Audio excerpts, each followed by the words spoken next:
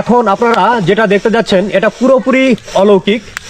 এই যে প্রদীপ রায়, উনি পানিতে নেমে পানি মুখ দিয়ে খাবেন এবং পিছন দিয়ে মোটরের মতো ছাড়বেন।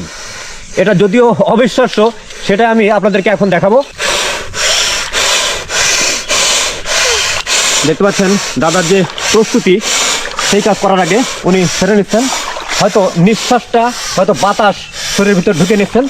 আমরা এখন দেখবো আসলে কতটা সম্ভব একটা মানুষ মুখ দিয়ে পানি নিয়ে পিছন দিয়ে কিভাবে ছাড়তে পারে। এই হচ্ছে সেই বাংলা সুপারম্যান প্রদীপ রায়।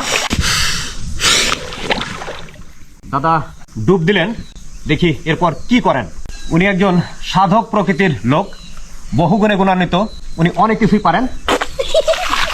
দেখেন একেবারে অবিশ্বাস্য। উনি তার যে পিছন দিক, সেই পিছন দিক দিয়ে পানি ছাড়লেন।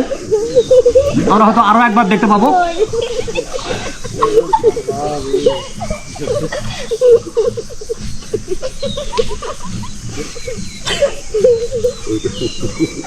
এটা একজন সাধারণ মানুষের পক্ষে,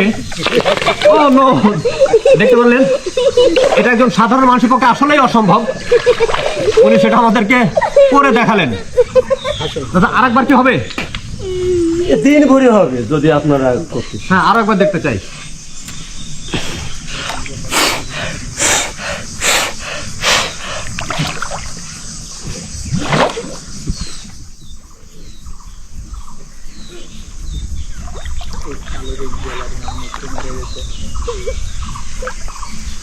জানি না আমার গায়ের উপর এসে পড়ে কিনা। দেখতে পেলেন আসলে পুরোপুরি অসম্ভব একটা ব্যাপার। একটা মানুষ মুখ দিয়ে এই পুকুরের পানি নিলেন এবং সেটা পিছন দিয়ে ছেড়ে দিলেন। দাদা এটা কিভাবে সম্ভব? কত সাধনার পর এটা পেরেছেন? এত বছর ধরে এটা আমার এক জামাই ছিল, সে অনেক সাধনার অনেক মহাপুরুষের জীবনী পড়ে এইগুলো করতো, নিজে দেখেছে। তখন আমি তার মাধ্যম থেকে তাহলে নিশ্চয়ই একটা কোনো আছে, তাই আমি সেখান থেকে শুরু করেছি। তখন এটা সম্ভব হয়েছে। কত বছরের সাধনা?